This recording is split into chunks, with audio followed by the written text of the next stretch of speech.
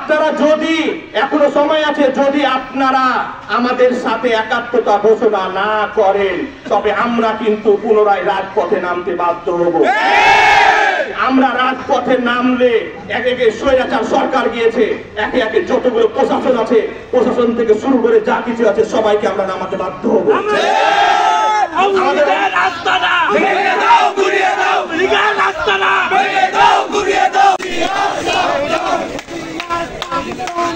যেগুলো প্রশাসনের কর্মকর্তা আছে সঠিকভাবে ছাত্রদের পাশে দাঁড়ান, জনগণের পাশে দাঁড়ান। অবশ্যই আপনারা জনগণের মতো করে আমি আমার বক্তব্য শেষ করতে হবে। শুধু আমাদের দাবি করবেন, আমাদের বিরুদ্ধে অভিযান চালাবেন। আর নাকি না ভারতে বসে বড় বড় লেকচার দিচ্ছে আমরা নাকি পালানোর জায়গা পাবো না। যে নিজে পালিয়ে গেছে সে আমাদেরকে বলে আমরা নাকি পালানোর জায়গা পাবো না। এই মুহূর্তে আমাদের মধ্যে জুলাই আগস্টে যারা আমাদের সাথে সহমত পোষণ করেছিলেন তারা আজ কোথায় আমি তাদের দেখতে পাচ্ছি না। একটা গ্যাজেট পাস হয়েছে, সেটা হচ্ছে জুডিশিয়ালের যারা সদস্য রয়েছেন তাদেরকে বিনা সুদে সরকার সন্ত্রাসী লীগের এজেন্ডা বাস্তবায়নে যারা কাজ করছে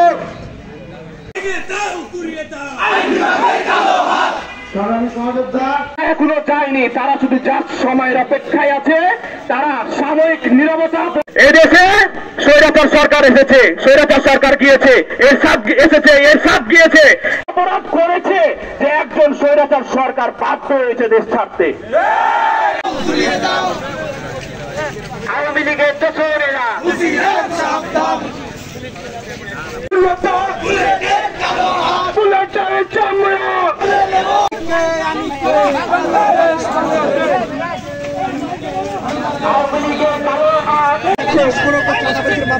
নাচল পৌরসভা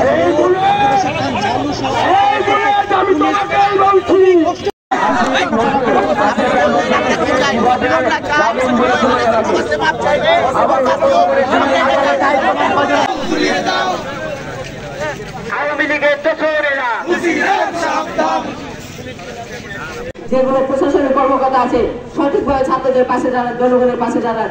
অবশ্যই আপনারা জনগণের মতো করে আমি আমার বক্তব্য শেষ করতে হবে। শুধু আমাদের দাবি